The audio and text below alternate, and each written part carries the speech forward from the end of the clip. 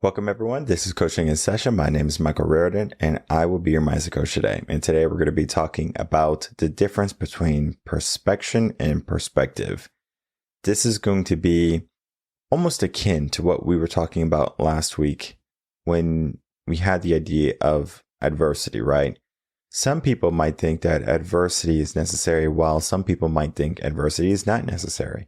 If we think of maybe families that do really well for themselves in adversity.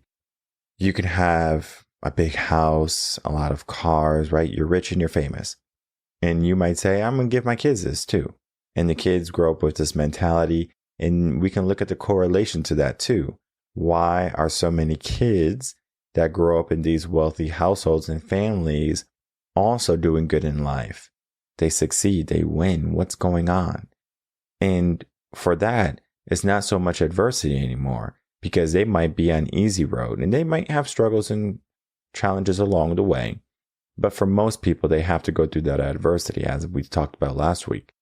For the people who don't, now we are in a different lens now. We have to figure out, are we looking at our world through our perception or our perspective? Sometimes we might think, I don't know why people do this. Like, this doesn't make any sense. Why would someone drink and drive? Why would someone smoke? Why would someone gamble? Why would someone do drugs, right? Like, we can go on and on and on of all the things we don't know why someone would do, because our perception or our perspective is different. Now, we can look at what society and what the norms are, and then again, that could be our perception. But just because that is what we see, it doesn't necessarily make it what is right. What we're going to be talking about today is going to be the difference between perspective and perception. And in order to do that, we have to check out my most recent blog. All right, everyone, if you're new to the podcast, new to the channel, make sure to like, comment, and subscribe, and to share the video and or audio to help build a community of like-minded individuals who want more in their life. And today we're going to be talking about perception and perspective. There are going to be some things that we need to know about perspective and perception. I'm going to take this right from the article. Perception is going to be looking at the immediate instinctive influence by our senses, is often shaped by societal norms and personal biases. Perspective, on the other hand, is more complex and deeply rooted. Our upbringing, our culture, education, and life experience are going to shape it.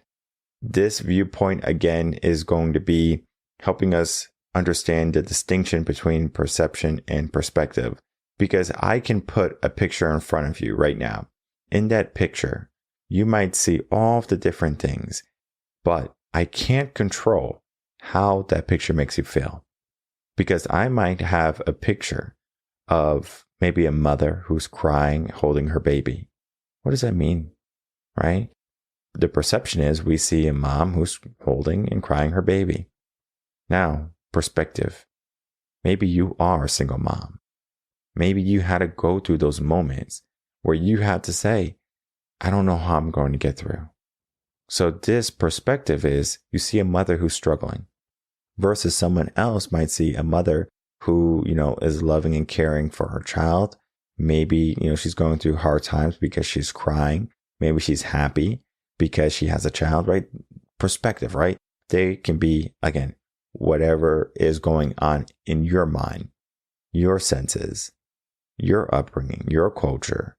It doesn't even have to be a photo. How about food? You might see food as, oh, that food looks nasty, right?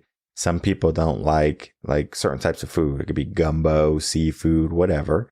Your perception is that this food is nasty. But perception is, I grew up on this food. For me, this food means home. Perspective. So depending on what's going on, how our mind is triggering, we have to look at both. But what I will say is your perspective is going to give you that, I guess you could say, that special sauce that's going to make you unique.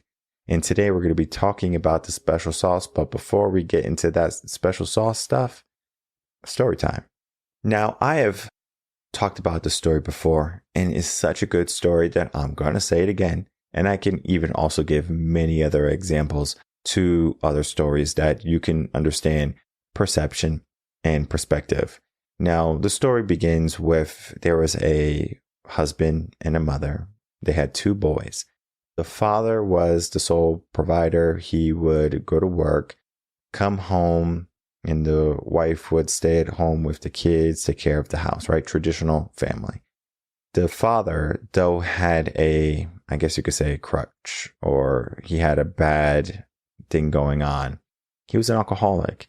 And when he drank, he became very angry. And he would hit his wife, he would hit his boys. And that was something that the boys didn't like, and the wife didn't like, of course, right? But that was the perception of that household. What we see, right? Because we see into that household, we see a father who's alcoholic. We see a father who is abusive to the child and the mother or the wife. This is something we can easily see, right? This is a broken household. But let's fast forward now. What did that household create? The boys, right? 2 boys with 2 different mindsets now, because both boys were interviewed. One of the boys followed exactly in his father's footsteps. He got married, got a job in typical 9 to 5, and became an alcoholic. And he would drink. He would come home, be angry. He would hit his kids and hit his wife. And when asked, why did you turn out this way? The boy responded, because I watched my father. The other boy was also interviewed. But this boy had a very different lifestyle than the brother. He had a job, but this job wasn't just a job. It was a company he created. He was the owner. He was the boss. He also had kids that he loved and loved to spend time with and cared and would pick up and cheer on and go to their sports games. And he had a wife that he loved and cared for and never put a hand on her. He didn't pick up a bottle ever in his life. He didn't want it. And when the interview person asked, like, what is the key to your success? How do you get to this point? The second brother said, I watched my father. So both boys did the same exact thing. Both boys watched the father. The boys saw the good, the boys saw the bad. One just decided to say, hey, this is what a man is. This is what life is. This is what I should do. And one boy said, this is not what I want for myself. I'm going to make some changes. Now, perception is going to be that household, that image that we see. Perspective is going to give our own unique take. Think of it as if you like certain things in life. Maybe you are one of those individuals that love living in the big city. You love the noise. You love the people, the crowds. You love it all. It turns you on. But there are people who have a different perspective. They say this is claustrophobic, this is dirty, this is noisy. But to you is home. To you is safety, is security. What is the trigger? Now, the trigger is going to be what our senses are telling us, because we have our 5 senses, of course. You know what they are. But just because I like something, it doesn't mean that you have to like something. Maybe cinnamon, right? It could be that simple. Cinnamon, right? Cinnamon has a very unique smell to it. But maybe something happened in your life, a bad moment in your life, that when you smell cinnamon, you're reminded of that bad moment. So you don't like cinnamon. But then maybe you had a good moment with cinnamon. Maybe your family is cooking and, Thanksgiving. Cinnamon. You might say, oh, I love cinnamon. What's the difference? Just because, one person had a bad moment with cinnamon and someone had a good moment with cinnamon, does that create a perception or perspective that we need to understand? Yes, because it's going to give us the bigger picture. And the bigger picture is, in life, we can always look at what's right in front of us. We can watch the news. We can get our perception of what we should be looking at, and then we get to make our own perspective. However, many people have forgoed that aspect of our own perspective. We find someone who's close to it, maybe, but then at some point, we lose our voice. We lose our identity. And as long as we are going to be giving away what we should be feeling, how are we going to be able to live life according to our standards? Because most people are going to find themselves unhappy and unfulfilled. They're doing something and they're going to hit a dead end road at some point. Not saying that if they're on this road, they're not going to find some semblance of happiness or joy. There's always going to be moments like that. But those are going to be temporary things. You're going to have more hardship than good moments when you do have a choice to get more good moments than bad moments. But don't forget, the bad moments are good also. They help you understand the good moments better. But for someone who's struggling every single moment, similar to what those boys were in that story I just said, one boy is struggling with, alcohol and being in a broken household, and the other one is having a loving family. Not saying that that person who had a loving family didn't have a childhood that was tough, right? That was, that's the aspect of adversity for that child, but he gave himself a perspective to get out of that. In a sense, we get to make a choice every single day. When we wake up, we can say, another day, or we can wake up and we can say, yes, another day. We can go to work and say, I'm so happy I get to go to work. Or we can say, I got to go to work. It can happen at every moment and at everything in our life. We can look at the idea of what something is, and we can look at the feeling it gives us. And if it's not a good feeling, we can actually change it. Let's say you are in a situation that might not be a good situation, right? Maybe you did some bad things and now you have to do community service, right? There are so many examples. I'm just going down this road, so come with me. During that process of you doing this community service, you might say, this is so belittling and so degrading. I have to pick up all this trash on the side of the road. I'm better than that. During those times and in that moment, you could have a revelation, an epiphany, and you can say, I'm better than this. Or you can just go through the process and hate it and not learn your lesson. There is going to be a lesson learned in every hard moment in your life. Some people pay attention, some people do not. And for the people who do not pay attention, they have a tendency to repeat their mistakes or to repeat the situation. We have to do better for ourselves. So we might know what we want. Sometimes we do. Most people actually don't know what they want, which is kind of scary. You might think you know what you want, but when you finally get it, it wasn't what you truly wanted.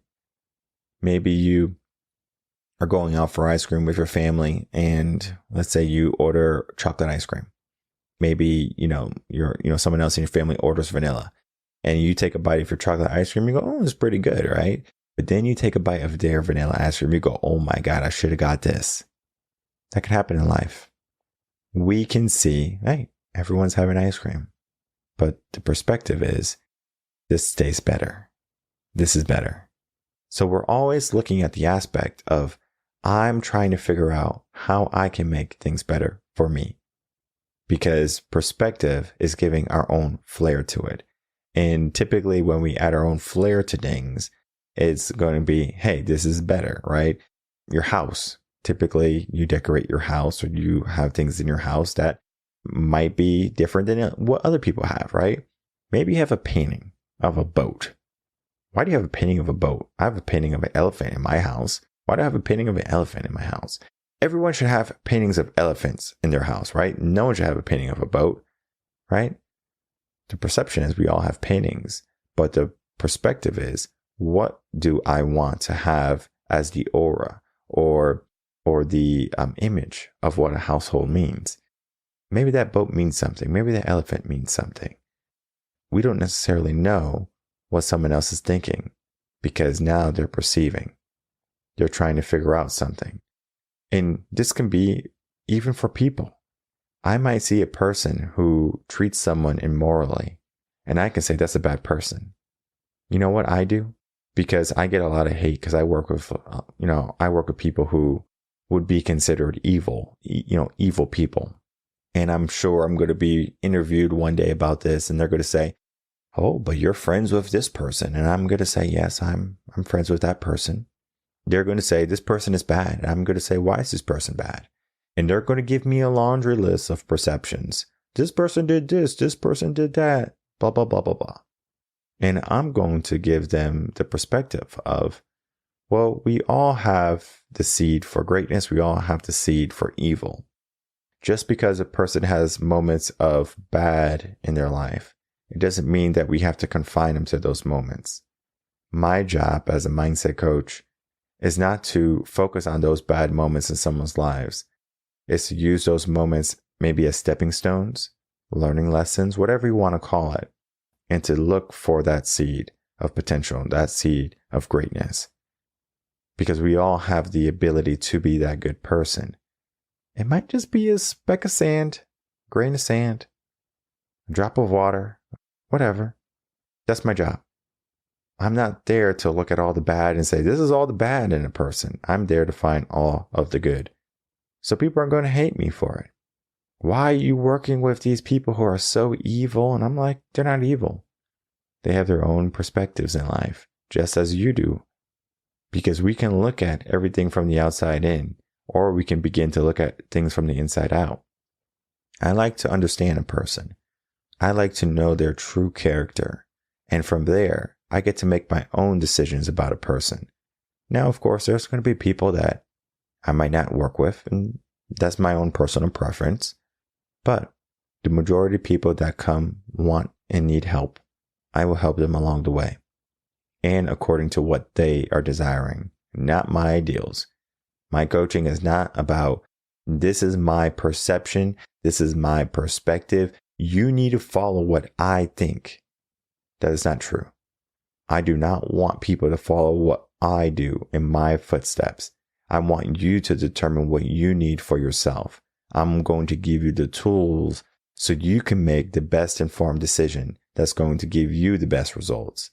Because again, the best results for you might not be the best results for me. You have to decide that for yourself. If you want to look at it in the sense of relationships, we can look at it that way. We have our traditional relationships. We can have our modern relationships. Which one is for you? So if we do look at relationships, then I'm going to have a different perception of relationships. And then my perspective of what other relationships should be is going to be different to me or unique to me. This is not something that, I get to decide and say, hey, if you're not doing a relationship like me, you're doing relationships wrong. If you're not cooking the foods that I'm cooking, you're just cooking wrong. If you're not living life and following career paths like I did, you're doing things wrong.